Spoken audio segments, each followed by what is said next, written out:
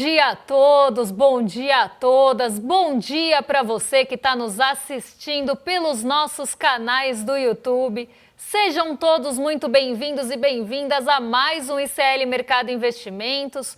Hoje, quinta-feira, e dia de falar de laranjão. A gente tem laranjão na pauta hoje e todas as mudanças que aconteceram na condução, ou na má condução, ou na não condução, nas negociações com o Irã, mas a gente também tem outros assuntos aqui na pauta para falar com vocês nessa próxima meia hora e durante esse pedacinho da manhã. Quero pedir para você que já está aí no YouTube para deixar o seu like, se inscrever nesse canal caso ainda não seja inscrito, comentar no vídeo, participar aqui com a gente, porque isso ajuda o Mercado Investimentos e toda a nossa programação a chegarem a mais pessoas e mais aparelhos conectados todas as manhãs e tardes aqui com a gente. Como já adiantei, a gente vai comentar o cerco do Trump, a economia do Irã, que o Wall Street Journal trouxe, que se decide agora em Dubai. A gente vai explicar esse imbróglio para vocês. E o petróleo subindo com a última ameaça dele. Vamos falar também da guerra econômica que ele anunciou contra qualquer país que tentar ajudar Teherã e da resposta do chanceler iraniano que chamou tudo isso de cortina de fumaça.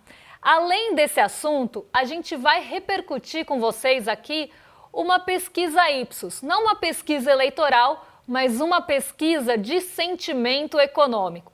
Esses são os nossos principais assuntos do dia aqui, então eu já quero convidar você que está aí no YouTube a participar aqui com a gente da nossa enquete que está rolando aí no nosso chat. E também dê a sua opinião além da enquete aqui. O que está por trás da guerra econômica de Trump contra o Irã? Alternativa A, petróleo e controle de rota. Alternativa B, pressão política interna dos Estados Unidos.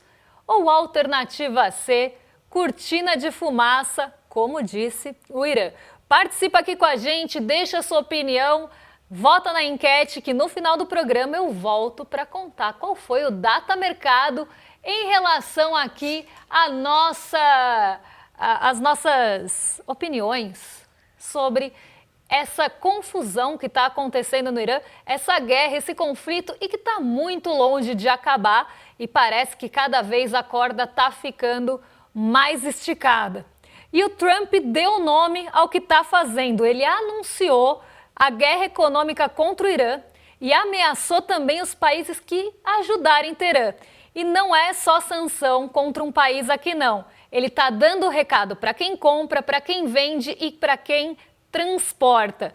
Do outro lado, o chanceler iraniano respondeu falando que toda essa pressão do Donald Trump não passa de uma cortina de fumaça. Esse filme de embargo econômico como poder de instrumento aí no mundo, a gente já está vendo há bastante tempo e não é a primeira vez. E eu não acho nem que vai ser a última vez que os Estados Unidos tomam esse tipo de atitude e esse tipo de posicionamento. O Donald Trump anunciou ontem numa publicação feita na Truth Social o que ele mesmo chamou, e aqui ele intitulou dessa forma, guerra econômica contra o Irã. Ameaçou punir qualquer país que ajudar a manter a economia iraniana funcionando. Então, se um país negociar com o Irã, se um país tentar ajudar ou ultrapassar esse embargo, essa sanção dos Estados Unidos, que ele mesmo chama de guerra econômica, ele vai também retaliar, né? E vai punir e sancionar. E aqui está esse longo, eu não sei se eu espero sair o filme ou se eu leio aqui para vocês o Trump Social aqui, o Truth do Trump na sua própria rede social. Mas vou tentar aqui comentar com vocês alguns aspectos desse post do presidente Donald Trump, também conhecido como Laranjão. Ninguém deu à República Islâmica do Irã uma oportunidade maior, olha como ele é altruísta, né, gente? Maior de fazer um acordo do que eu. Tragicamente, em caps lock, para eles, eles não conseguiram aceitar. Olha aqui, vamos parar aqui nesse primeiro momento aqui. Ele é muito altruísta, ele deu tantas chances para o Irã negociar com ele, mas tragicamente eles não conseguiram aceitar. Por que será, Donald Trump? Será que é porque as condições de negociação são desiguais? Mas vamos continuar aqui. Portanto, hoje estou anunciando a operação econômica Tudo em Caixa Alta, mais esmagadora já realizada contra qualquer país. Isso será guerra econômica, olha que ele dando nome aos bois, e isolamento em uma escala sem precedentes. Será que vai ser maior do que os precedentes que a gente já viu na história da humanidade, tipo Cuba? Vamos ver. Sua marinha se foi, sua força aérea foi destruída, suas fábricas militares agora estão em ruínas e sua moeda não vale nada. Seu país está pendurado por um fio. Hoje também anuncio que qualquer país que permita que suas instituições financeiras, empresas, aeroportos ou entidades governamentais forneçam qualquer tipo de tábua de salvação ao Irã, o que vai acontecer? Enfrentará enormes consequências econômicas. Eu acho que a gente também já viu isso na história do mundão. Contrabando de petróleo, linhas de troca, transferências de dinheiro, casas de câmbio, registro de navios, empresas de fachada, tudo isso agora precisa parar. Parar agora. Caps Lock aqui de novo. Donald Trump adora uma caixa alta, né? Vocês já repararam? Você sabe quem você é. Ele tá dando recado todo mundo sabe, eu acho, né? Mas vamos lá.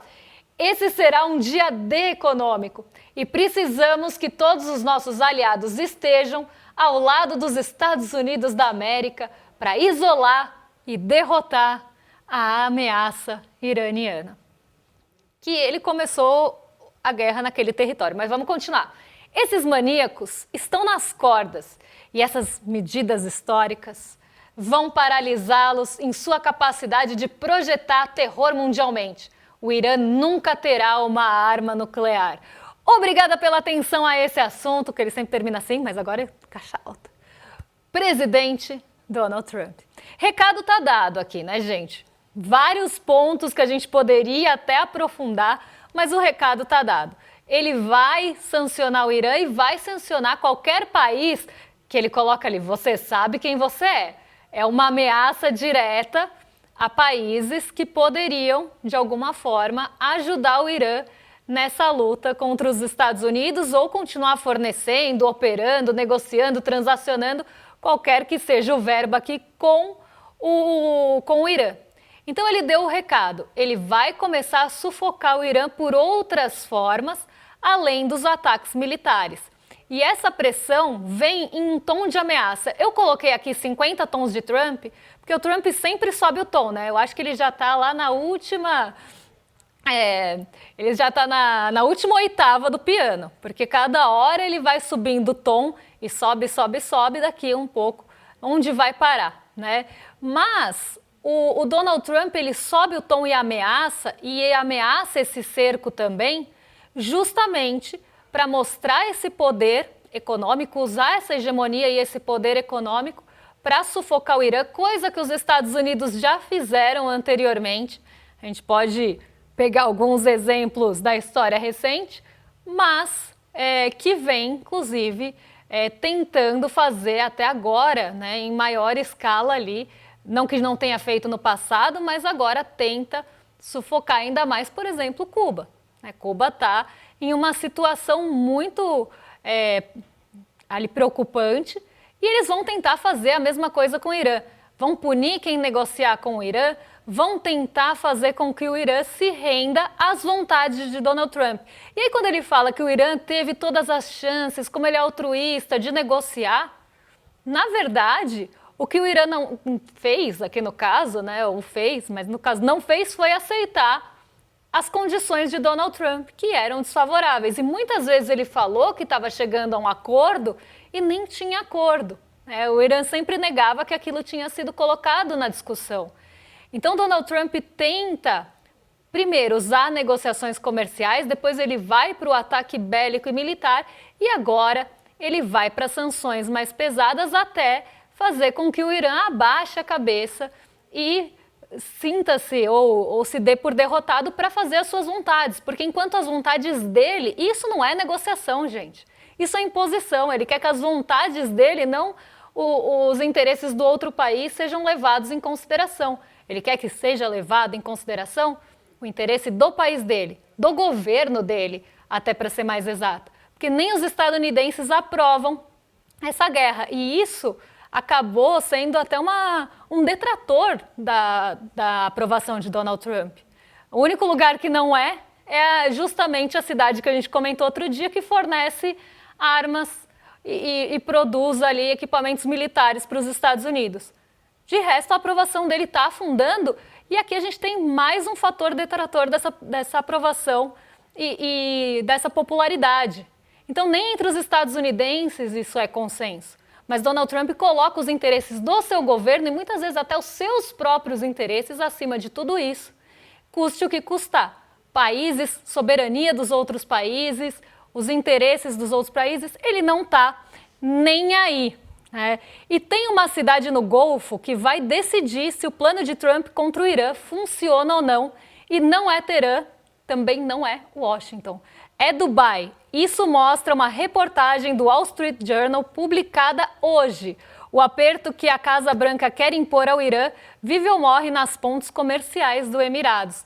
Os Emirados Árabes aqui pode ser a porta de entrada de Teherã para o comércio global.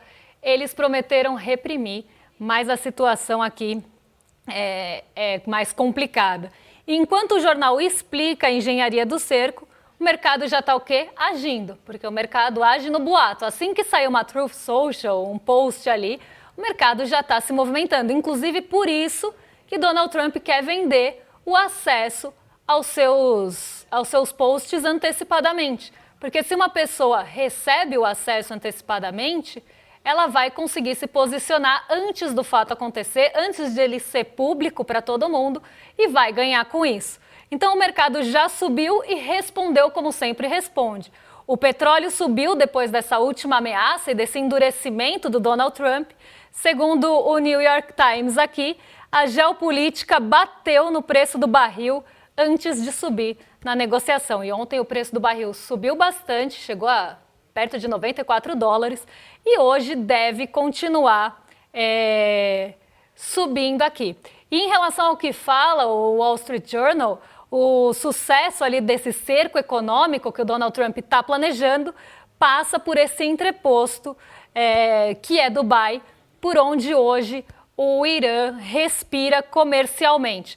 Vamos ver como é que esse tom vai mudando, ou se vai mudar, porque a gente sabe que o Donald Trump também joga uma pressão ou até mesmo uma negociação mais dura, sobe o tom, impõe de cima para baixo, negocia de forma desigual, sobe muito ali o tom mesmo, endurece bastante o discurso, faz ameaças em outros patamares e depois às vezes dá uma voltada atrás, que é o famoso taco. Será que ele vai conseguir sustentar esse endurecimento? Será que Dubai vai ter um papel importante, como está falando aqui o Wall Street Journal? Qualquer novidade em relação a esse assunto, a gente traz para vocês, porque agora a gente vai o quê? De giro rápido. Vamos dar as rapidinhas aqui do mercado com uma sequência de notícias que passam pelo bolso de todo mundo. Antes do giro aqui eu vou beber uma água e a gente já volta aqui com as rapidinhas. Vou tomar um shot de alga. Olha só, gente, a música das meninas se mostrando atual mais uma vez. Enquanto o rico cada vez fica mais rico, o resto do Brasil segura as pontas. Segura o relatório mais recente da Oxfam, que foi da Oxfam Brasil aqui, que foi divulgado ontem. A renda do 0,01% mais rico do país cresceu 8% ao ano. E isso aqui nos últimos anos. Enquanto a renda da média das famílias brasileiras cresceu míseros 1,4%. A renda dos mais ricos cresceu numa velocidade 5 vezes maior do que a média das famílias brasileiras. Nada novo sob o sol da concentração de renda. E tem um outro lado dessa história. Mais de 40% das operações do novo consignado CLT estão concentradas em quem ganha até 2 salários mínimos. No topo, a renda cresce sozinha, na base, o que cresce é o crédito. As duas notícias saíram no mesmo dia e contam a mesma história, só que das pontas opostas. E o governo e o Congresso não chegaram a acordo sobre o imposto federal das pequenas importações, a famosa o quê? Taxa das brusinhas, a cobrança de 20% sobre compras até $50, mais ou menos ali R$ 258, segue suspensa, mas a solução só deve sair às vésperas do fim da validade da isenção. A taxa pode voltar bem pertinho da eleição. Nenhum dos lados parece querer mexer nesse vespeiro em ano eleitoral.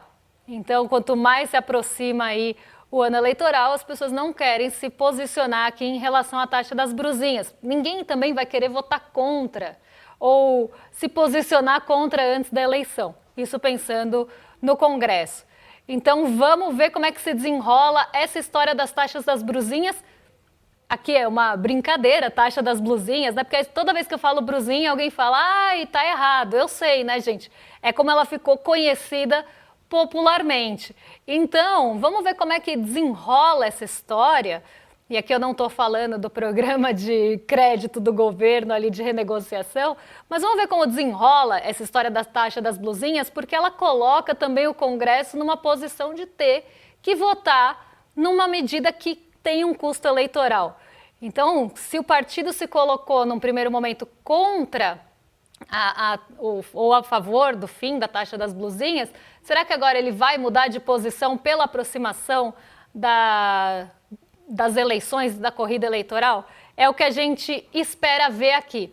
Vamos mudar de assunto, vamos para o nosso segundo assunto do dia, que eu dividi em duas partes, justamente para a gente não ficar num bloco muito grande de análises, que é a pesquisa Ipsos sobre a percepção econômica. Como é que será que está a percepção econômica dos brasileiros? O que os brasileiros estão pensando da economia do país? E aqui a gente separou alguns tópicos para falar com vocês, e o primeiro é preocupações que moldam a avaliação negativa do Brasil, e aqui a pessoa podia dar até 3 respostas. O que ela acha, né, que molda a avaliação negativa delas? O que mais preocupa o brasileiro, segundo a Ipsos e quem respondeu à pesquisa?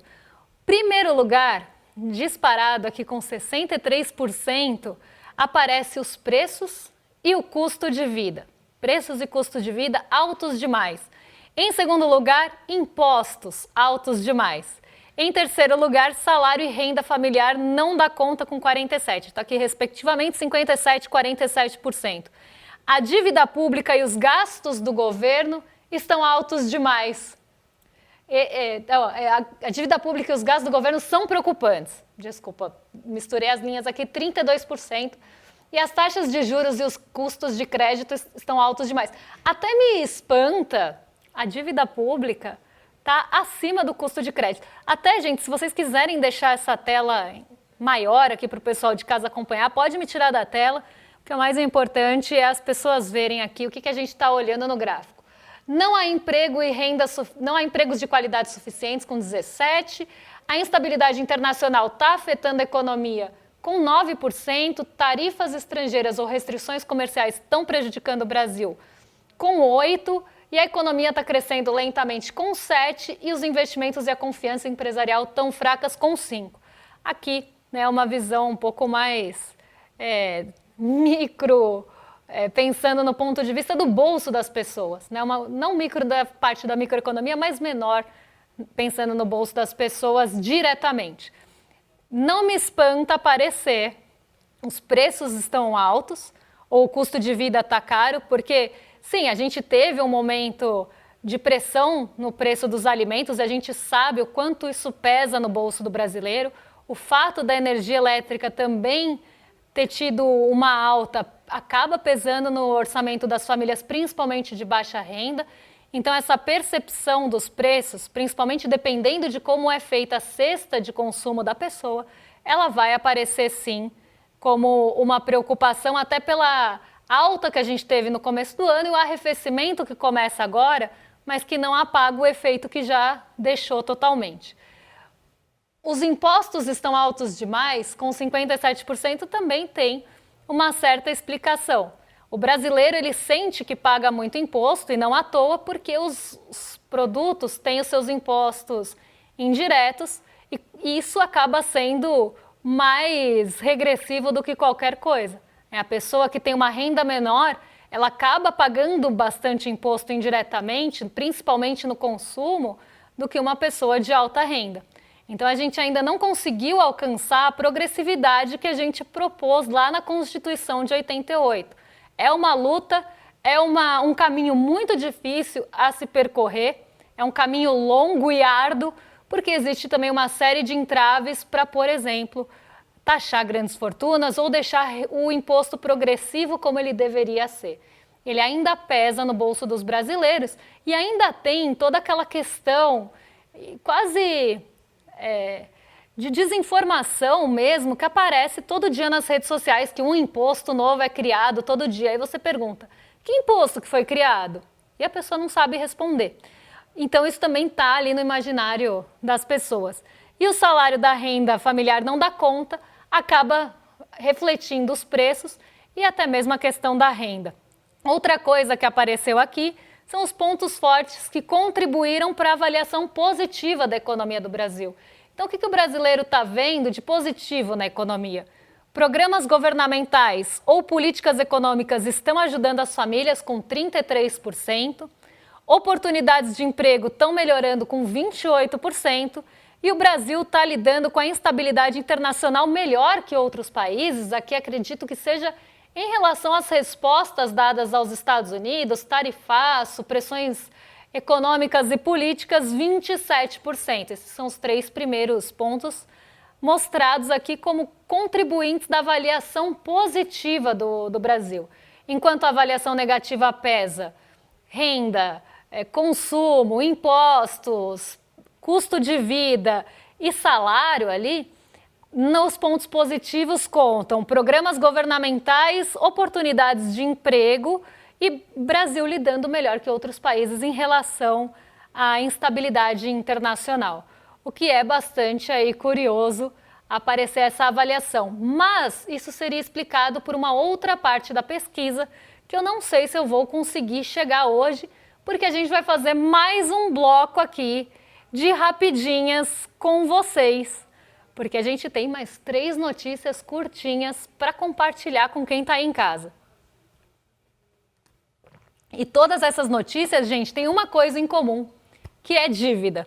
Uma reportagem do ICL Notícias mostrou que os pedidos de recuperação judicial e extrajudicial cresceram 66% no Brasil. O motor de tudo isso, juro alto e crédito restrito. A empresa entra na justiça para suspender a cobrança da dívida, ganhar tempo e ter fôlego ali para continuar funcionando. O setor que mais puxa essa conta, a gente podia fazer uma enquete. Qual você acha que é? Mas já vou contar. É o agronegócio, aquele que vive aparecendo que vai bem ou que vive também criticando ali posições do governo em relação a gastos e tudo mais, mas na hora de pedir socorro é o primeiro que corre. E vamos falar também de criptomoedas nessas rapidinhas, porque a CVM americana, a SEC, propôs um pacote novo de regras para as criptomoedas. Segundo a Folha de São Paulo, quem emitir até 5 milhões de dólares em tokens fica fora das regras de valores mobiliários. Olha que coisa. Emissão pequena passa, lá nos Estados Unidos, sem crivo do regulador. O setor pedia isso há anos e adivinha na gestão de quem que o setor conseguiu? Dele mesmo, Donald Trump, que tem um posicionamento não só a favor das criptomoedas, mas um posicionamento de patrimônio ligado a criptomoedas. A dívida pública dos Estados Unidos passou de 40 trilhões de dólares pela primeira vez na história. A informação é do Globo e mostrou que cresceu cerca de 1/3 em menos de 5 anos. O Congresso dos Estados Unidos continua ignorando os apelos para enfrentar esse déficit. Vamos guardar esse número aqui da próxima vez que alguém vier falar de austeridade fiscal para a gente. E aqui eu acho que a gente precisa colocar um ponto que muitas vezes é esquecido que a dívida ela não é paga, uma dívida pública ela não é paga, os juros são, mas a dívida é rolada. Então, quando chega o momento ali do vencimento da dívida, ela é rolada enquanto aquele governo tiver confiança e credibilidade para rolar suas dívidas. É assim que funciona, inclusive, essa dívida que tanto se fala na casa dos trilhões e tudo mais. Os Estados Unidos não vão pagar os 40 trilhões, eles vão rolar esses 40 trilhões enquanto se confiar na moeda dos Estados Unidos, no dólar. E aqui a gente está falando do emissor da moeda que tem o poder hegemônico aqui e que é a moeda de negociação no mundo. Vou passar aqui o resultado da nossa enquete, porque nosso programa já está chegando ao final. Não vou conseguir falar da aprovação de cada tema que eu tinha separado para vocês da Ipsos, mas qualquer coisa a gente volta nesse tema amanhã, fala como é que o brasileiro está pensando em relação a grandes fortunas, 6x1, como é que o brasileiro avalia os programas sociais. Será que o brasileiro tem o mesmo pensamento que Romeu Zema tem dos benefícios sociais? Amanhã, Mercado Investimentos conta isso para vocês, porque agora o que eu vou contar é o que está por trás da guerra econômica de Trump contra o Irã. Ficou bastante aqui dividido o nosso chat. 47% acha que é petróleo e controle de rota. 41% acha que é cortina de fumaça, como disse o Irã. E 12% acredita que é pressão política interna dos Estados Unidos. Vou passar pelos nossos últimos recadinhos aqui, antes de entregar para o rolê, porque a gente tem uma newsletter aqui no Mercado Investimentos, não sei se vocês sabem, mas a gente tem uma newsletter que acaba trazendo para vocês as atualizações. A gente falou disso ontem e vou reforçar aqui. Se você ainda não assina a nossa newsletter, que não é a mesma que vocês têm dos outros programas, recebem ali das nossas atualizações, corre para assinar. Agora eu acho que a gente não tem mais o link aqui, não sei se temos. Aqui, ó, icl.com.br/newsmercado. Você assina a nossa newsletter e fica por dentro de tudo, recebe atualizações, inclusive antes do programa, de coisas que vão acabar passando por aqui. Entra no link ou clica no QR Code que está ali no cantinho. E além disso, a gente ainda tem o Despertar vindo por aí, então vem coisa boa. Daqui a um mês a gente tem esse encontro com vocês e ainda dá tempo de garantir o seu ingresso e estar com a gente, todos os nossos convidados especiais. Agora eu vou rolar para o lado, porque nossos vizinhos já estão chegando com o Rolê ICL, ao vivo, de segunda a sexta, às 11 horas. Então aqui depois do nosso programa, você tem um encontro com o William De Luca, onde? No canal dele, que está aqui embaixo, youtube.com/DeLucaWilliam. Corre lá, dá tempo de mudar de canal e assistir, dando essa força lá para o pessoal do rolê. Encerro por aqui, um beijo para vocês e até amanhã. Dólar, bolsa e a taxa de juros. Essas três variáveis costumam oscilar muito em períodos de eleições. Ah, mas eu não tenho investimentos, não preciso me preocupar com isso. Você tem algum negócio? Você tem um comércio? Você é impactado pela inflação, seja dos alimentos ou dos aluguéis? Todo mundo tem que se preocupar com o que acontece. O problema é que os bancos não estão nem aí para isso. Eles querem tocar o terror mesmo para você, inseguro, fazer o que ele manda e ele ganhar muito dinheiro. A gente vai te ajudar com isso e vai dar uma aula gratuita no dia 27 de agosto, quinta-feira, às 8 horas da noite, explicando o que fazer nesse período conturbado das eleições. Se chama o Guia do Investidor para as Eleições. E é uma aula para todo mundo poder entender, seja você um especialista, seja você uma pessoa completamente leiga. Eu brinco, né, de 12 a 90 anos de idade, talvez até um pouco mais de 90, porque eu tenho alunos com mais de 90 anos, todo mundo vai conseguir entender o que eu vou explicar. A gente se encontra dia 27. Todos os dias, as principais notícias do Brasil e do mundo direto no seu WhatsApp, com informação de qualidade e sem fake news. Escaneie agora o QR Code e entre para o canal do ICL Notícias. Informação que importa onde você estiver.